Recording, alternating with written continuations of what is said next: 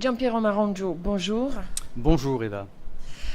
Vous venez de publier votre premier livre, Le Châtiment des élites. C'est un thriller, mais est-ce uniquement un thriller? C'est un roman qui couvre beaucoup de genres, l'aventure policière bien évidemment, le traité sociologique, le roman historique, et puis les histoires à rebondissement comme je les aime.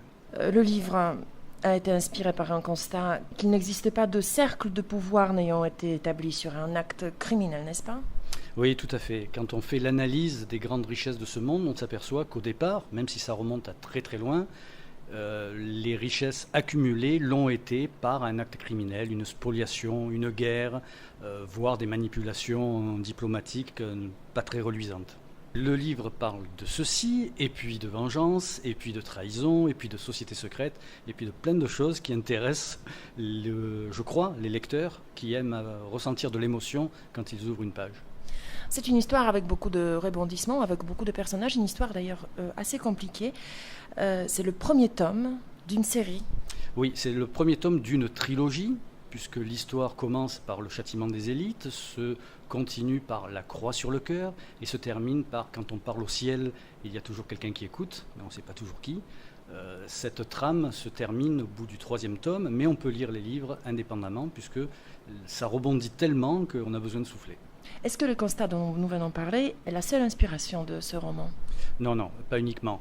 Bien évidemment, c'est un constat que nous vivons tous. Les fortunes sont ce qu'elles sont, les groupes sont ce qu'ils sont aujourd'hui, et l'organisation mondiale est ce qu'elle est, et nous devons vivre avec. Mais au quotidien, nous sommes affectés par des décisions de ce qu'on appelle les petits chefs.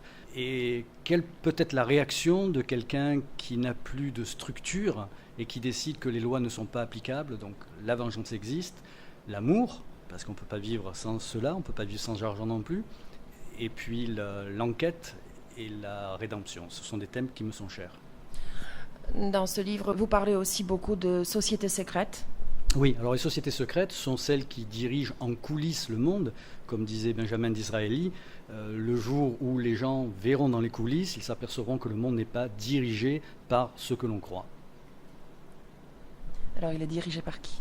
Il est dirigé par des intérêts, par des lobbies, par des groupes. On sait très bien que le FMI, par exemple, puisque c'est d'actualité, aujourd'hui a un impact énorme sur les gouvernements.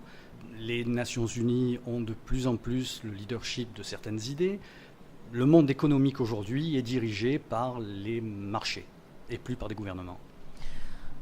Vous êtes un romancier, mais vous êtes aussi une sorte d'agitateur d'idées. C'est exactement la définition que j'aime me donner. Je remue la bouteille et puis les bulles qui s'en échappent appartiennent à chacun de vous.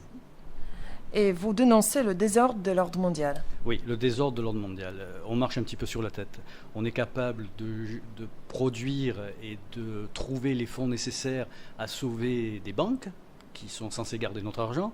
Et par contre, on ne trouve pas ces millions-là pour résoudre le problème de la famine sur la planète.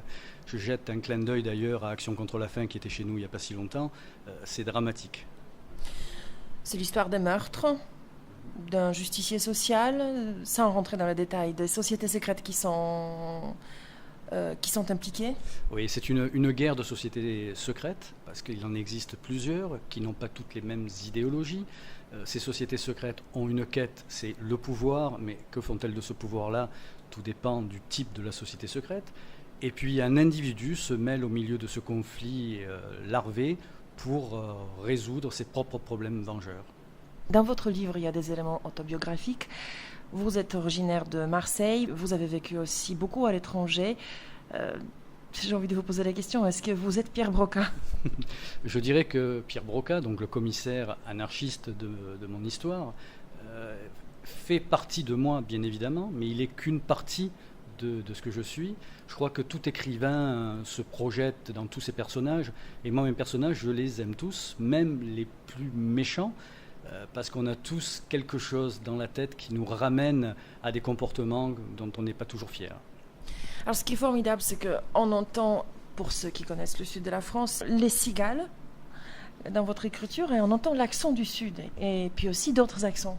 La France a une chance, c'est d'être différente, et les accents sont l'expression de ce que l'on a au niveau de l'inconscient. Alors surtout, si vous avez un accent, gardez-le et faites-le fructifier cet accent parce qu'il fera la différence. Vous êtes chef d'entreprise et donc c'est votre premier roman, mais vous n'êtes pas au début de votre écriture. Non, j'ai toujours écrit des articles, des commentaires. La lettre de l'UFE, puisque je suis le président de l'UFE Qatar, est assez répandue et assez connue, mais c'est mon épouse qui m'a dit puisque ton rêve est un jour de devenir écrivain et de cesser ton activité de chef d'entreprise, montre-moi que tu es capable de le faire. Donc j'ai pris la balle au bond parce que j'aime les challenges.